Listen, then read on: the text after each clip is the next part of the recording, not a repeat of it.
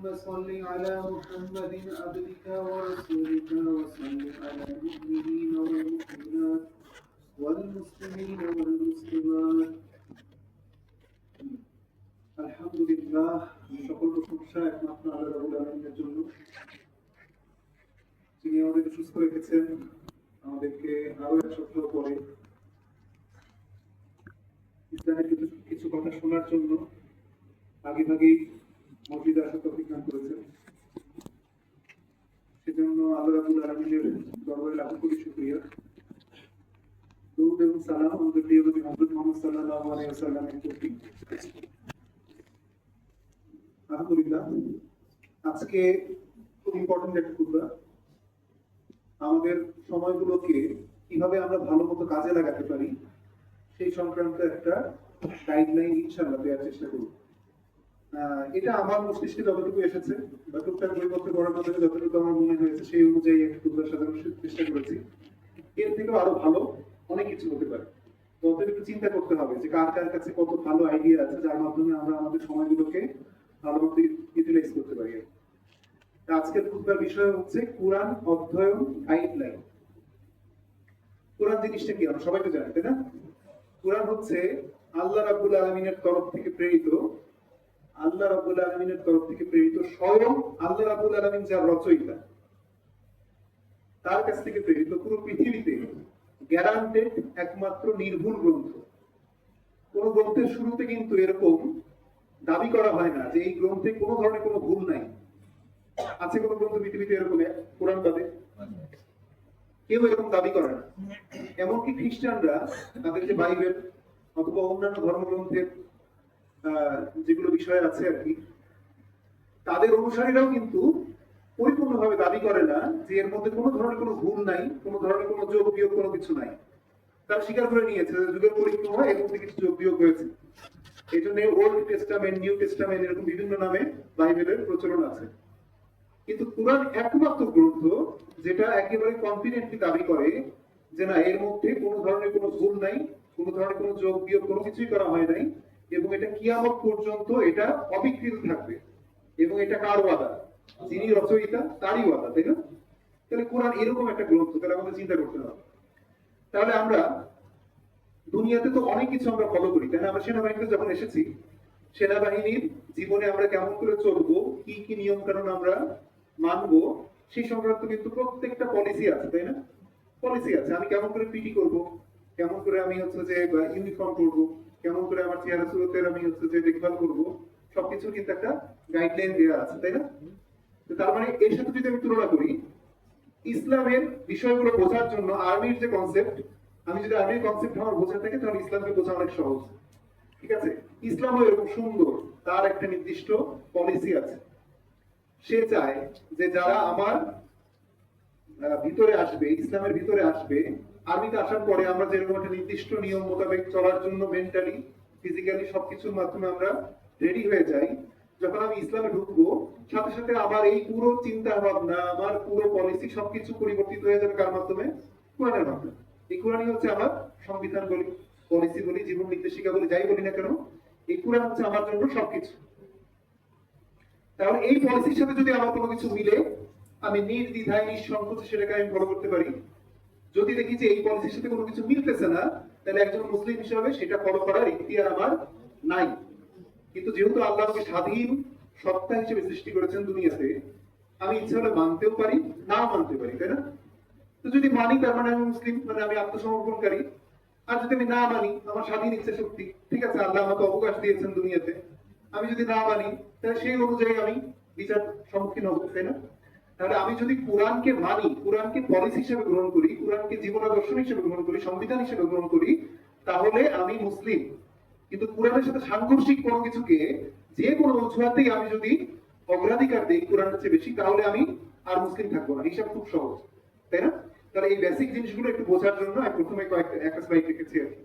তবে কোরআন অনুযায়ী 100%, কোরআন অনুযায়ী 100% মেনে জীবন পরিচালনা করার নামই হচ্ছে ইসলাম। আমি কোরআনের 99 ভাগ মানলাম, 1 ভাগ মানলাম না, সন্দেহ পোষণ করলাম, অজুহাত খুঁজলাম, ঠিক আছে, তাহলে আমি আর পরিপূর্ণ ইমানদার হতে পারলাম না। মানে আমি এখন সত্যিকার অর্থে যদি বলি যে কেউ যদি কোরআনের 1% না মানে, কিছু অংশ না মানে, সামান্য কিছু অংশ মানতে অস্বীকৃতি জানায়, সে আসলে মুসলিমই না। সে নিজেকে যতই মুসলিম বলে মনে করুক না কেন, সে মুসলিম না। তাহলে এমন কিছু কিছু বিধান এই জন্য হচ্ছে বোঝানোর জন্য উত্থাপন করতে হয়। কারণ যে কোরআনের অনেক বিধান নিয়ে বর্তমান সমাজে অনেক ধরনের কথাবার্তা হয়। যেমন ধরেন যে হচ্ছে যে কোরআন কেন এত কঠোর, বিভিন্ন শাস্তির বিধানগুলো এত কঠোর ভাবে কেন করা হয়েছে, এগুলো নাকি নাউজুবিল্লাহ মধ্যযুগীয় বিধান, এরকম ভাবে বলা হয়। এবং অনেক শিক্ষিত শিক্ষিত সমাজের তরফ থেকে এই জিনিসগুলো আসে। কারণ আমি নিজেকে মুসলিম বলে মনে করতেছি, আবার আমি যদি মনে করি যে না এই বিধানগুলো হচ্ছে বর্তমান যুগের জন্য প্রযোজ্য না, বর্তমান যুগের অনুকূল না, তাহলে আমি মুসলিম না। আমি এখন নিজেকে যা খুশি তাই মনে করতে পারি, আমি আধুনিক মনে করতে পারি, মুক্ত মনে করতে পারি, আমি অনেক জ্ঞানী গুণী হতে পারি, ঠিক আছে, কিন্তু আল্লাহ রাব্বুল আলামিনের চোখে আমি মুসলিম না। এটা ওয়ার্নিং দেওয়া হয়েছে কোরআনের বিভিন্ন জায়গায়। সূরা বাকারা থেকে আপনি যদি পড়বেন এর মধ্যে দেখবেন যে তোমরা কি কোরআনের কিছু অংশ মানো, কিছু অংশ মানো না। যদি এরকম তোমাদের অবস্থা হয় তাহলে আল্লাহর তরফ থেকে আযাবের সংবাদ শুনে রাখো। অতএব আমার পছন্দ হোক না হোক, আমার জ্ঞানে ধরুক না ধরুক, আমার বুঝে আসুক না আসুক, আমি যখন শুনবো যে এই বিধানটা আল্লাহ রাব্বুল আলামিনের তরফ থেকে এসেছে, আমি নিশ্চিত হলাম যে কোরআনে বলা আছে, রাসূল সাল্লাল্লাহু আলাইহি ওয়াসাল্লামের সহিহ হাদিসের মাধ্যমে প্রমাণিত, আমাকে সাথে সাথে সেখানে আত্মসমর্পণ করতে হবে। আমি যদি আত্মসমর্পণ করি তাহলে আমি মুসলিম। সামিনা ওয়া আতানা, আমি শুনলাম মেনে নিলাম, আমার কোনো ধরনের কোনো কনফিউশন নাই। ফেরেশতারা শুনেছিল যে আদম আলাইহিস সালামকে সিজদা করতে হবে, কোন কনফিউশন দিয়েছিল? কনফিউশন দিয়েছিল একজন, সে কি হয়ে গিয়েছে? শয়তান, তাই না? রাসূল সাল্লাল্লাহু আলাইহি ওয়াসাল্লাম যখন বলেছেন যে মদ আজকে থেকে হারাম, কোন সাহাবী কোন কনফিউশন দিয়েছিল? বলেছিল যে এতগুলো মদ আমার ইয়াতে আছে, লস হয়ে যাবে তো বিশাল, এগুলো আগে বিক্রি করে নেই, তারপরে এগুলো আগে বিক্রি করে নেই, তারপরে হচ্ছে এ করবে, এরকম কোনো কিছু বলেছিল? এরকম তো কোনো কিছু বলেন নাই তারা। তারা নির্দ্বিধায় মেনে নিয়েছিলেন। যখনই শুনেছেন যে না আজকে থেকে মদ হারাম, তারা মদ ফেলে দিয়েছেন। যারা গলার মধ্যে গিলে ফেলেছিলেন তারা চেষ্টা করেছেন সর্বোচ্চ যাতে বমি করে ফেলে দিতে পারে, কিন্তু তারা অজুহাত খুঁজেন নাই। তাহলে এইটা হচ্ছে আমাদের মানার টেন্ডেন্সি থাকতে হবে, তাই না? তাহলে কোরআন আমাদেরকে এই বিধানটা দেওয়ার জন্য আসছে যে কোরআনকে যখন আমি মানবো তখন আমার পুরো জীবনটা পরিবর্তন হয়ে যাবে। আমি যে লাস্টে কথা লিখেছি, কোরআনের যে বৈপ্লবিক জীবন আদর্শ, এটা আমরা বুঝি না বলেই আমাদের এই অবস্থা। যদি আমরা বুঝতাম, আমাদের পুরো সমাজ, রাষ্ট্র, পুরো বিশ্ব পরিবর্তন হয়ে যেতে বাধ্য। কাফেররাই কথা বুঝেছিল, কুরাইশরাই কথা বুঝেছিল। যখন রাসূল সাল্লাল্লাহু আলাইহি ওয়াসাল্লাম এই দাওয়াতটা নিয়ে তাদের সামনে গেলেন, তখন কিন্তু তারা বুঝেছিল যে কোরআন আসলে কি চায়। সেই কারণেই রাসূল সাল্লাল্লাহু আলাইহি ওয়াসাল্লামের বিরুদ্ধে উঠে পড়ে লেগেছিল যে তারা এই জিনিস হচ্ছে বাস্তবায়ন করতে দেওয়া যাবে না। সে এমন কি কথা বলে যে আমাদের কথা চলবে না, শুধুমাত্র তার কথা অনুযায়ী চলতে হবে, সে যে বাণী নিয়ে এসেছে সেই অনুযায়ী চলতে হবে, আমাদের এতদিনকার যে বিভিন্ন ধরনের জুলুম চালাচ্ছি আমরা সেগুলো চলতে পারবে না। সে কারণে তারা হচ্ছে রাসূল সাল্লাল্লাহু আলাইহি ওয়াসাল্লামের বিরুদ্ধে উঠে পড়ে লেগেছিল। এখন যুগে যুগে আপনি যদি ইসলামের ইতিহাস পুরোপুরি পড়ে দেখেন, যেই ব্যক্তি কোরআনের পরিপূর্ণ দাওয়াত নিয়ে মানুষের সামনে গিয়েছে, সমাজের একটা শক্তি প্রচন্ড ভাবে তার বিরোধিতা করা শুরু করেছে। তাকে বিভিন্ন ধরনের অন্যায়, অবিচার, জুলুম, এমনকি হত্যা পর্যন্ত করা হয়েছে। সেটা ইমাম আবু হানিফা থেকে শুরু করে, ইমাম আহমদ ইবনে হাম্বল থেকে শুরু করে আরো অসংখ্য ইসলামের মনীষী যারা আছেন, এমনকি ইসলামের মানে রাসূল সাল্লাল্লাহু আলাইহি ওয়াসাল্লামের পূর্বে যারা নবী ছিলেন, তারাও যখন আল্লাহর বাণী নিয়ে সমাজের কাছে গিয়েছেন, তখন সমাজের মেইন ক্ষমতাশালী অংশ যারা, তারা তাদের এই জিনিসটা সহ্য করতে পারে না। তবে কোরআন একটা প্রচন্ড বৈপ্লবিক গ্রন্থ। আমরা বুঝি না বলেই আমরা শুধুমাত্র কোরআন তেলাওয়াতের মধ্যে সীমাবদ্ধ থাকি, এটা আমাদের অন্তরে ঢুকে না। আল্লাহ কিন্তু এটা বলতেছেন, তারা শুধু কোরআন তেলাওয়াত করে কিন্তু এটা তাদের ভিতরে প্রবেশ করে না। কারণ কোরআন ভিতরে প্রবেশ করানোর জন্য এসেছে, ঠিক আছে? কোরআন শুধুমাত্র তেলাওয়াত করে 10 নেকি এটার জন্য কিন্তু আসে নাই। কোরআন শুধুমাত্র আমি এক থেকে আরেকটা পর্যন্ত আমি তেলাওয়াত করে শেষ করে ফেললাম, এটার জন্য কোরআন আসে নাই। কোরআনের মূল উদ্দেশ্য হচ্ছে এটা আমার জীবন দর্শন, আমার সংবিধান, আমার পলিসি, ঠিক আছে? অতএব এইটা যদি আমি বুঝি, তার কাছে আত্মসমর্পণ করি, তাহলে আমি মুসলিম। আর আমি যদি নাই জানি যে আমাকে কোন জিনিসের প্রতি আত্মসমর্পণ করতে হবে, আমি কি নিজেকে কনফিডেন্টলি মুসলিম বলে দাবি করতে পারবো? হ্যাঁ, এই জন্য কোরআনে যখন বিধান দেওয়া হয় যে নারীদের উত্তরাধিকার অংশে পুরুষের চেয়ে হচ্ছে অর্ধেক, ম্যাক্সিমাম নারীদের মধ্যে এটা নিয়ে প্রচন্ড মানে মনোক্ষুণ্ণতা যে কেন এরকম দিলেন আল্লাহ। এর পিছনে বিশাল হিকমত আছে, অনেক সুন্দর কারণ আছে। সেটা না বুঝেই যে কেউ যদি বলে যে এই বিধানটা ভালো হলো না, সে মুসলিম না, ঠিক আছে? তার আগে আত্মসমর্পণ করতে হবে। সে বোঝার জন্য চেষ্টা করতে পারে, কোশ্চেন করতে পারে, কোশ্চেন করতে বোঝার চেষ্টা করতে ইসলাম কোনো বাধা নেই। কিন্তু আমি যদি অস্বীকার করে বসে থাকি এবং মনে করি যে না এই বিধানের চেয়ে বর্তমান যুগের বিধান ভালো, তাহলে আমি মুসলিম হিসেবে থাকবো না। ঠিক আছে, তাহলে কোরআনের এই জিনিসটা, কোরআনের কেউ যদি সামান্য অংশ পছন্দ করে বা মানতে দ্বিধায় থাকে সে মুসলিম থাকে না। আচ্ছা, তাহলে এখন কোরআনকে আমরা কেমন করে বুঝতে পারি, কোরআনের হক কি কি? হ্যাঁ, একজন মুসলিমের মধ্যে কোরআনের হক কি কি এটা আমরা বোঝা উচিত। তাহলে এক নম্বর হক হচ্ছে কোরআন সহি শুদ্ধভাবে তেলাওয়াত করতে পারা। এটা হচ্ছে প্রথম হক। আমাদের থেকে পড়তে জানতে হবে, তাই না? তারপরে আমি বুঝতে যাবো। তারপরে কোরআন মনোযোগ দিয়ে শোনা, কোরআন কোন জায়গায় যদি তেলাওয়াত হয় সেটা মনোযোগ দিয়ে শোনা, এটাও কোরআনের একটা হক। অর্থ বোঝা, তাফসীর বোঝা। তাফসীর মানে কোরআনের পুরো ব্যাখ্যা, কোন আয়াত, কোন সূরা, কোন পরিপ্রেক্ষিতে, কোন ঘটনার জন্য নাযিল হয়েছে। রাসূল সাল্লাল্লাহু আলাইহি ওয়াসাল্লাম পুরো জীবনী কিন্তু কোরআন, তাই না? তো কোরআন যদি কেউ বুঝতে চায়, রাসূল সাল্লাল্লাহু আলাইহি ওয়াসাল্লামের জীবনীটাকে পুরোপুরি বুঝতে হবে। এই কোরআনের অর্থ এবং তাফসীর বোঝা, এটা কোরআনের একটা হক। কোরআনের এই আয়াতগুলো নিয়ে চিন্তা গবেষণা করা, অন্ধ হয়ে বসে না থাকা। যে কোনো একটা আয়াত যদি আমি শুনি, সেটা কি কারণে আল্লাহ নাযিল করেছিলেন, এর প্রেক্ষাপট কি, ভবিষ্যতে এর ইমপ্লিকেশন কি হতে পারে, এটা পিছনে কি গুরু হচ্ছে যে আল্লাহ রাব্বুল আলামিনের উদ্দেশ্য থাকতে পারে, এগুলো একটু বোঝার চেষ্টা করা। প্রত্যেকটা জিনিস ইবাদত। আমল করা, আমি কোরআনের একটা আয়াত আমি শুনলাম, বুঝলাম, বোঝা সত্ত্বেও আমি আমল করলাম না, তাহলে কি আমি মুসলিম মানে হতে পারলাম ভালো মতো? হ্যাঁ, ইমানের অর্থ তো আমরা সবাই জানি যে অন্তরে স্বীকার করা, মুখে সাক্ষ্য দেওয়া এবং সেই অনুযায়ী কাজ করা। তাহলে আমি মনে করলাম যে আমি হচ্ছে আর্মির সদস্য, আমি ইউনিফর্ম করতে রাজি না, হবে? আমি আর্মির সদস্য, আমি পিডিতে যেতে রাজি না। আমি আর্মির সদস্য, আমি যে রুটিন অনুযায়ী আমাকে যে কাজগুলো করতে বলা হয় আমি হচ্ছে যে দ্বিধাদ্বন্দ্ব করি, বিভিন্ন ধরনের অজুহাত তুলি, আমার চাকরি থাকবে? হ্যাঁ, ইসলামটাও ঠিক সেরকম, যে আমি যখন কোরআনে একটা জিনিস দেখতেছি যে আল্লাহ আমাকে এই জিনিসটা করতে বলছেন, আমার কত ধরনের অজুহাত, এখন করবো না, পরে করবো, এখন করার বয়স হয় নাই, এখন তো মজা করার সময়, এত সিরিয়াস হওয়ার কিছু নাই। অথচ আমি জানতেছি, বুঝতেছি যে না, এটা আমার উপর বাধ্যতামূলক, আল্লাহ করেছেন বাধ্যতামূলক। আমি যদি এরকম অজুহাত খুঁজি, তো এরকম ইসলামের মুসলিমের চাকরি হচ্ছে যে আল্লাহ কখন কেড়ে নেন বলা যায়, তাই না? তো অতএব আমল করতে হবে। আমি যখনই একটা জিনিস জানবো যে আল্লাহ আমাকে এই কাজটা করতে বলেছেন, কোনো দ্বিধা নাই, কোনো সন্দেহ নাই, করতে হবে। আমাকে যদি এখনই কমান্ডার আদেশ দেন যে আমাকে হচ্ছে বৃষ্টির মধ্যে কাদার মধ্যে এখানে সারাদিন বসে থাকতে হবে, আমি কি বলবো যে আমি কেন বসে থাকবো, কি জন্য, এটা পিছনে যুক্তিকতা কি? তর্ক করতে যাবো, যত তর্ক করতে যাবো তত জিনিস কি খারাপ হবে, তাই না? আমি যদি নীতিতে মেনে নিই যে হ্যাঁ স্যার বলেছেন এখানে থাকবো, এটাই হচ্ছে আনুগত্য। এই আনুগত্য তো আমরা আর্মিতে শিখেছি, তাহলে তো আমাদের জন্য আরো বোঝা সহজ যে আল্লাহ যদি আমাকে বলে থাকে যে এই কাজটা করতে হবে, কোনো কনফিউশন নাই। থেকে আল্লাহ বলেছেন শুধু হ্যাঁ খাবো না, শুধু হারে কাছে যাবো না। আল্লাহ যদি বলেন যে আমাকে হচ্ছে যে চোখের কাছে করতে হবে, আমি সর্বোচ্চ চেষ্টা করবো চোখের কাছে করার জন্য। যদি ভুল হয় যে আল্লাহ কাছে তওবা করবো। আমি যদি বুঝি যে আমার জন্য এই জিনিসগুলো হারাম, আমার তো কোনো সন্দেহই থাকার কথা না। তাহলে আমি যদি মুসলিম হই, আত্মসমর্পণ করি, আমি এই মুহূর্তে আত্মসমর্পণ করবো, আমি তাকে পোস্টপোন করবো না, পিছিয়ে দেবো না, তাই না? তাহলে সবকিছু কিন্তু খুব সহজ বোঝা। তাহলে আমাদের ইচ্ছা হচ্ছে আমরা কি নিয়াত, আমাদের অন্তরের মধ্যে আমরা কি নিয়াত লালন করি, সেটার উপরে বিবেচনা করি আমাদের ফয়সালা হবে। তাহলে অন্যদের শেখানো এবং দাওয়াত দেওয়া, কোরআন নিজে শিখতে হবে, অন্যদেরকে শেখাতে হবে এবং কোরআনের অনুযায়ী মানুষের মধ্যে প্রচার করতে হবে, এটাও কিন্তু কোরআনের একটা হক। আমি নিজে কোরআন পড়ি, মানুষের মধ্যে কোনো ধরনের কোনো সৎ কাজের আদেশ, অসৎ কাজের নিষেধ আমি কোনো কিছু করি না, তাহলে কোরআনের হকের খেলাফ হয়ে যাচ্ছে, তাই না? তবে আমি যদি নিজেই না জানি যে কোরআনে কি বলেছে, আমি কেমন করে মানুষকে দাওয়াত দিব?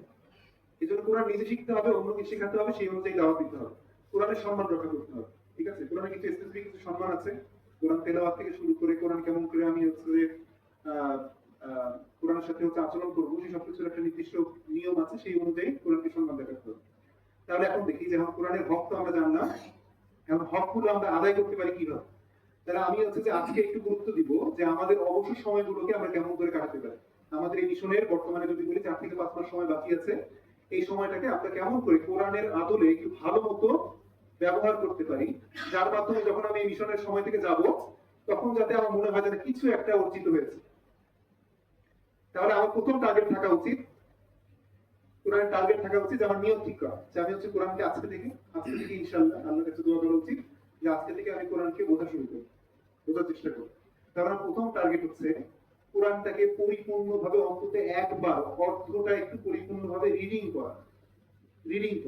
আপনি কতটুকু বুঝতে পারলেন না বুঝতে পারলেন সেটা পরের কথা। অন্তত কোরআনের প্রথম হক হচ্ছে যে আমি সূরা ফাতিহা থেকে শুরু করে সূরা নাস পর্যন্ত আমি অন্তত একবার মনোযোগ দিয়ে রিডিং করি।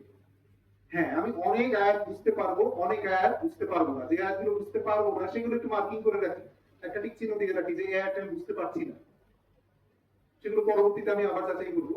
কিন্তু আমি যখন একবার রিডিং করে যাব, আপনি নিশ্চিত থাকেন কোরআন এতটাই সহজ করে লেখা। আল্লাহ রাব্বুল আলামিন মানুষ তো মানে এটা অশিক্ষিত মানুষের জন্য আল্লাহ রাব্বুল আলামিন যেরকম পাঠিয়েছেন শিক্ষিত মানুষের জন্য পাঠিয়েছেন, তাই না? তাহলে কোরআনের যে মূল মেসেজটা, মূল ধারণাটা, এটা এমন কঠিন হবে না যে সেটা হচ্ছে যে সাধারণ মানুষ বুঝতে পারবে। কোরআন সব আত্মসমর্পণ করতে বলে, এটা কিন্তু সাধারণ মানুষও তো বুঝবে, তাই না? ততক্ষণ কোরআন যখন বোঝার চেষ্টা করবো, একবার রিডিং করে যাব, কোরআনের মূল মেসেজটা আমি বুঝে ফেলবো। এখন যখন বুঝে ফেলবো তখন আমি আশ্চর্য হয়ে যাবো, এটা যে আসলেই তো আমি দুনিয়াতে যা দেখতেছি, যা বুঝতেছি, দুনিয়া যেভাবে চলতেছি, কোরআন তো দেখি যে তার তুলনায় বিপরীত অনেক কথাবার্তা বলে। আল্লাহ তো আমার কাছ থেকে এটা চান না, আল্লাহ তো অন্য জিনিস চাচ্ছেন আমার কাছ থেকে, অথচ আমি এতদিন তো অন্ধের মতন ঘোরাফেরা করছি।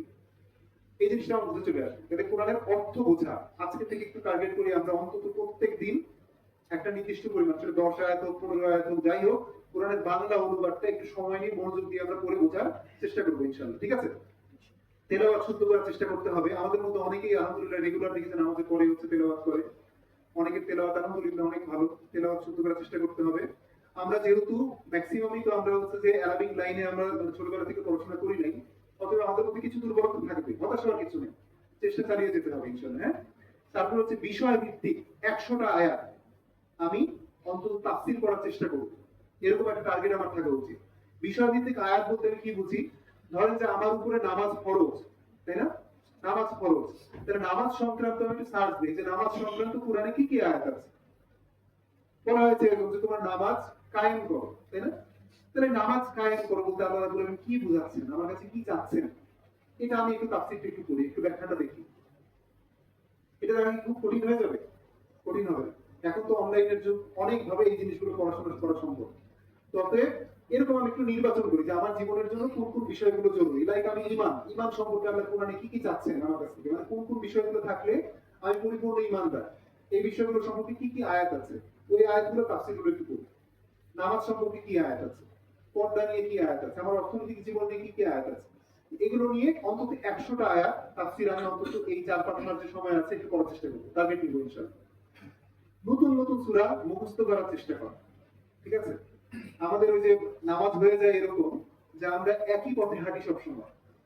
অতএব নামাজ যখন আমি সূরা ফাতিহা পড়ি, কোন দিকে সূরা ফাতিহা শেষ হয়ে যায় আমি টের পাই না, কোন দিকে সূরা ইখলাস শেষ হয়ে যায় আমি টের পাই না, ঠিক আছে? অতএব নতুন নতুন সূরা দিয়ে যখন আপনি নামাজ পড়বেন, নামাজের মধ্যে মনোযোগ বলেন, তৃপ্তি বলেন, সবকিছু অনেক বেশি থাকে।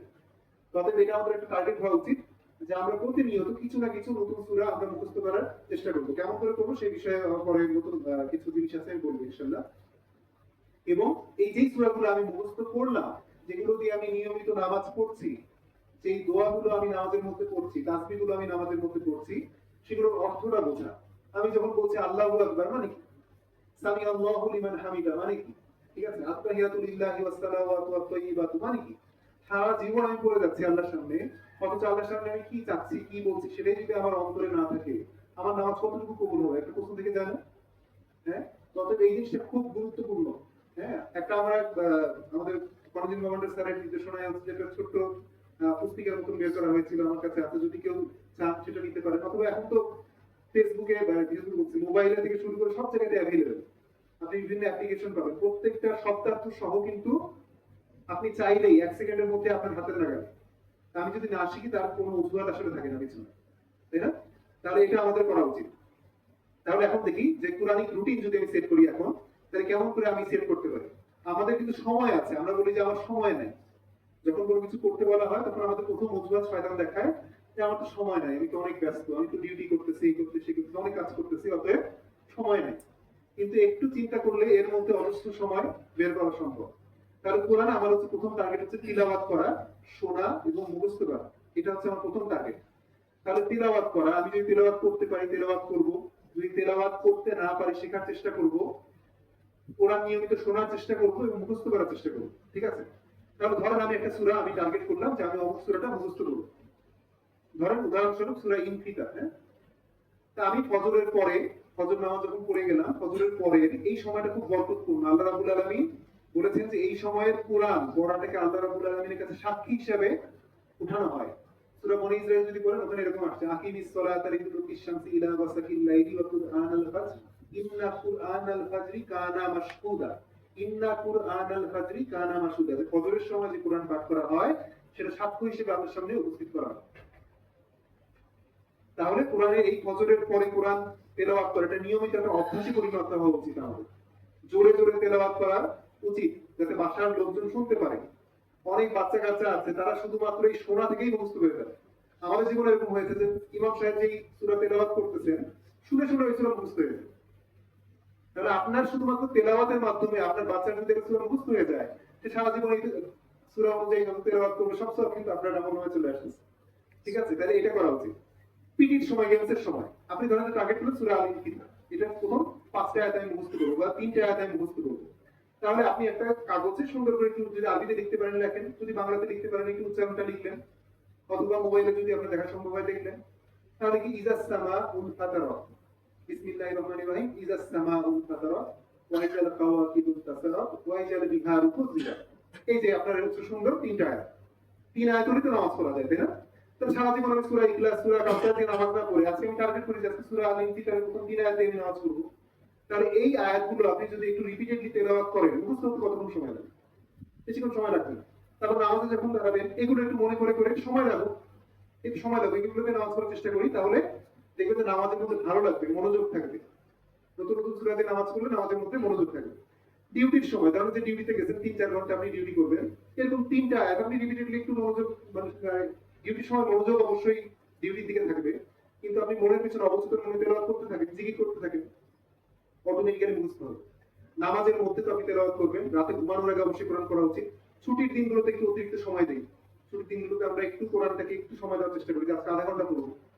ঠিক আছে, যাত্রা পথে আপনি ধরেন যে প্লেনে যাচ্ছেন কোনো জায়গায়, প্লেনে যাওয়ার আগে আমাদের কি হয়, ম্যাক্সিমাম মানুষজন এক গাদা আমরা সিনেমা নামাবো, এক গাদা নাটক নামাবো, এক গাদা গান নামাবো, নামায় আমরা হচ্ছে যে প্ল্যান করি যে শুনতে শুনতে যাবো। আল্লাহ না করে কোনো দুর্ঘটনা যদি করে কি হবে, ভবিষ্যৎ নিয়তের মধ্যেই তো প্রথম থেকে ঘাবড়াচ্ছি। এই সময় আপনি রাইট করেন যে আমি এই যে যাচ্ছি, আমি হচ্ছে যে এই ভালো একটা বিষয়ের লেকচার শুনবো, আমি এই ভালো একটা বিষয়ের বিষয় সম্পর্কে জানবো, আমি কোরআনের এই 5টা আয়াত মুখস্থ করবো। তা আপনি দেখবেন যাত্রা পথে মুখস্থ করা আরো ইজি।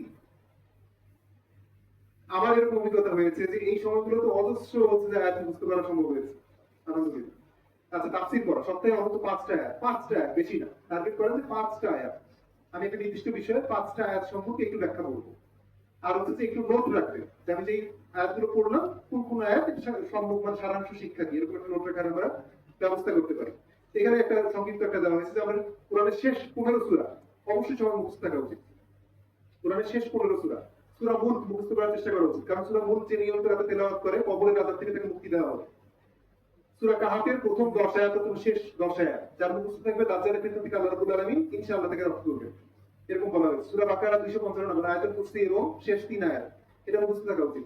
সূরা আর রহমান মুখস্থ করা সহজ, মুখস্থ করা উচিত।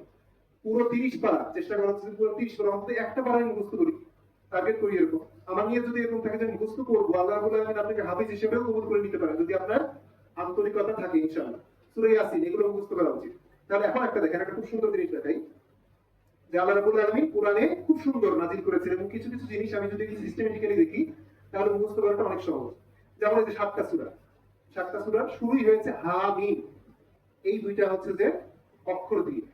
ঠিক আছে, তা আপনারা দেখেন এগুলো কিন্তু সিরিয়াল, মানে পুরো সূরাগুলো 40 নম্বর সূরা থেকে শুরু করে 46 47 নম্বর সূরা পর্যন্ত এগুলো আছে। তো প্রথম আয়াত মুখস্থ হয়ে গেল, 7টা সূরা 7টা আয়াত মুখস্থ হয়ে গেল হা মিম, তাই না?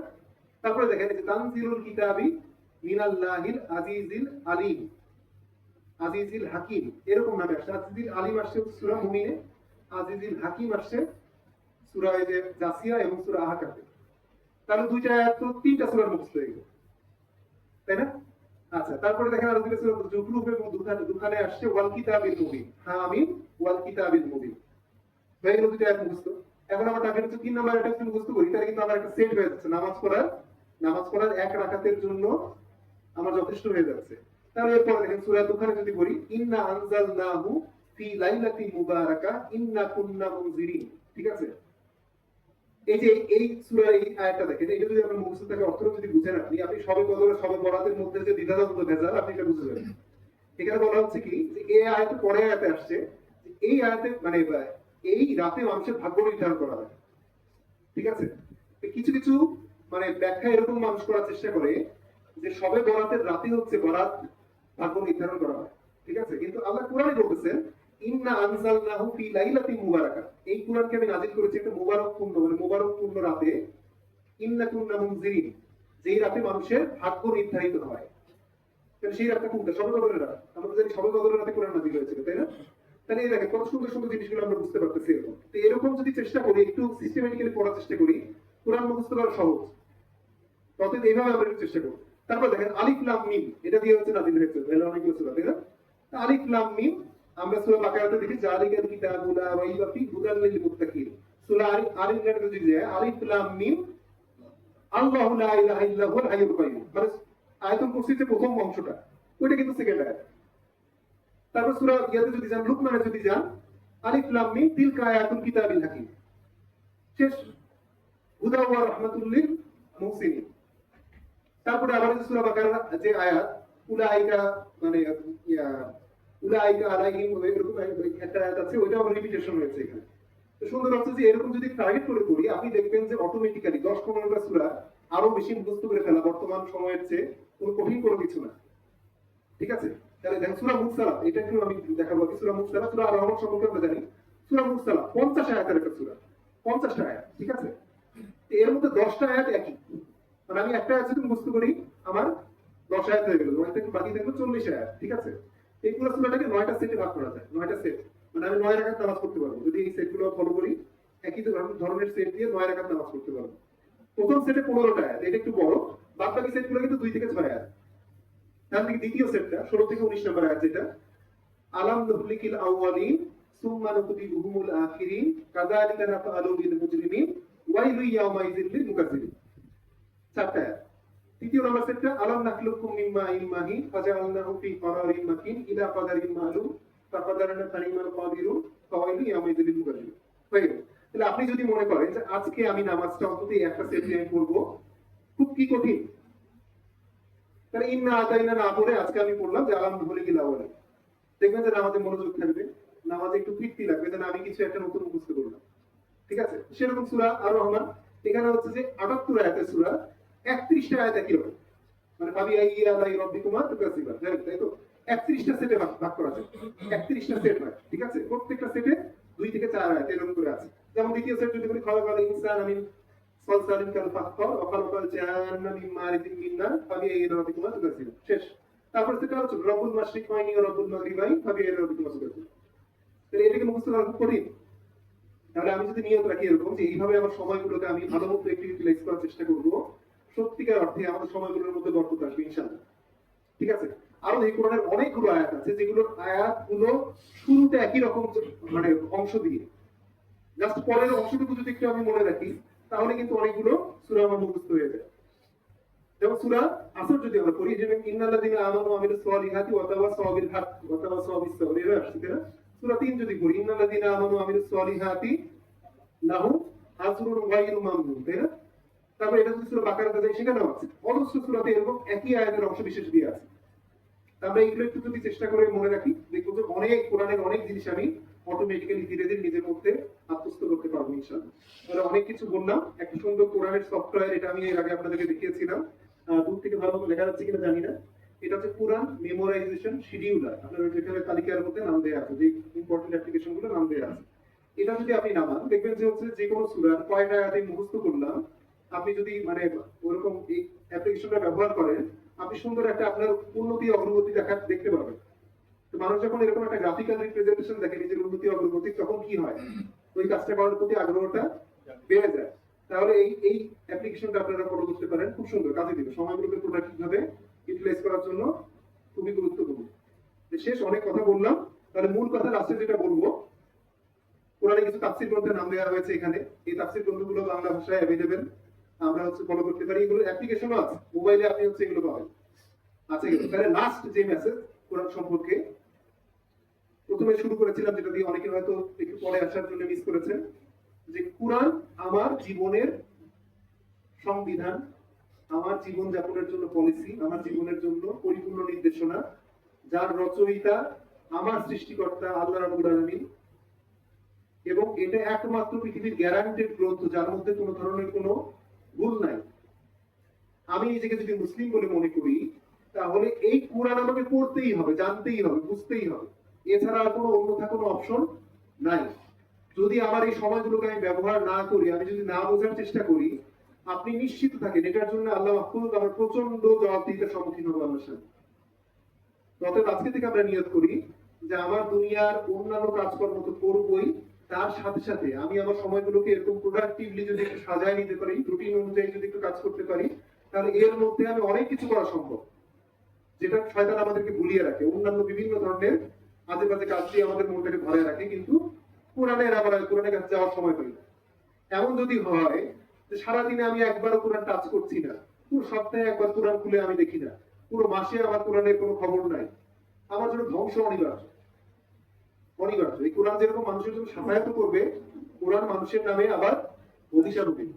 ঠিক আছে? অতএব কোরআনকে অবশ্যই বোঝা উচিত, এবং যখন কোরআনের একটা বিধান সম্পর্কে আমি জানবো যে কোরআনে আল্লাহ রাব্বুল আলামিন এটা বলেছেন, সাথে সাথে একজন মুসলিম হিসাবে আমার কর্তব্য হচ্ছে সামিনা ওয়া আতা'না, আমি শুনলাম, মেনে নিলাম। আমার মনের মধ্যে কোনো দ্বিধা থাকবে না, দ্বন্দ্ব থাকবে না, অজুহাত থাকবে না, এটাকে পরে করব, কোনো একদিন করব, বর্তমান যুগে এটা করা সম্ভব না, এই কথা অজুহাত দিয়ে বসে থাকা চলবে না। আমি জানবো, মেনে নিব, সেই অনুযায়ী আমল করবো, তাহলেই আমি মুসলিম ইনশাআল্লাহ। আল্লাহ রাব্বুল আলামিন আমাদের কোরআনের অনুযায়ী বোঝার এবং সেই অনুযায়ী আমল করার তৌফিক দান করুন। যারা সুন্নাত নামাজ পড়েননি তাদের কাছে